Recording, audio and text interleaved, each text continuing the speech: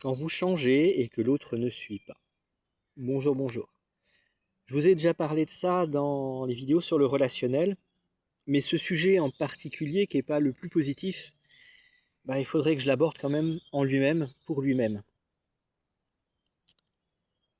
Quand vous changez, déjà si vous le faites pour l'autre, c'est foutu. Ça je vous l'ai déjà dit. Si vous devez changer, faites-le pour vous. Si vous changez et que vous allez mieux, et que ce que vous faites, ce que vous êtes devenu vous convient, si l'autre ne suit pas, tant pis pour sa gueule. Désolé d'être cru, mais en fait on s'en fout. Parce que si vous l'avez fait pour l'autre, vous avez perdu. Ce qu'il faut savoir, c'est que, ça aussi je l'ai déjà répété, dans une relation on cherche un partenaire de danse.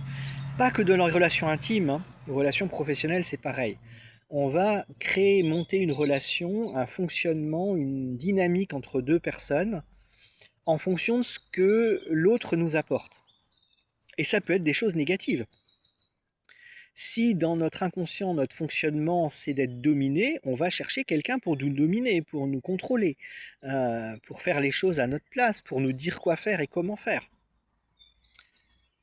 Eh bien, si je veux changer cette façon d'être de moi, que je ne veux plus être le dominé, automatiquement, l'autre en face, pardon, ça ne va plus nourrir son besoin de dominer l'autre ou de contrôler l'autre.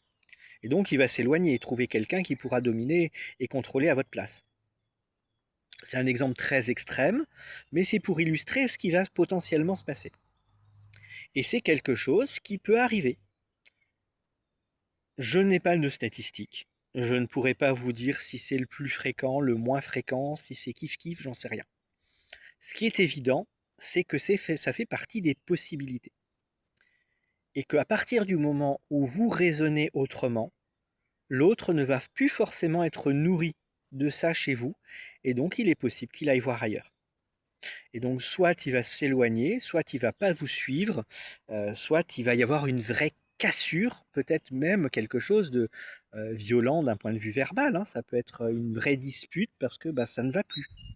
Il ne vous reconnaît plus. Bah oui, il ne reconnaît plus la personne dont il avait besoin, quel que soit le besoin que ça nourrissait chez lui. Je dis, j'ai pris un exemple, c'est pas forcément celui qui va vous correspondre.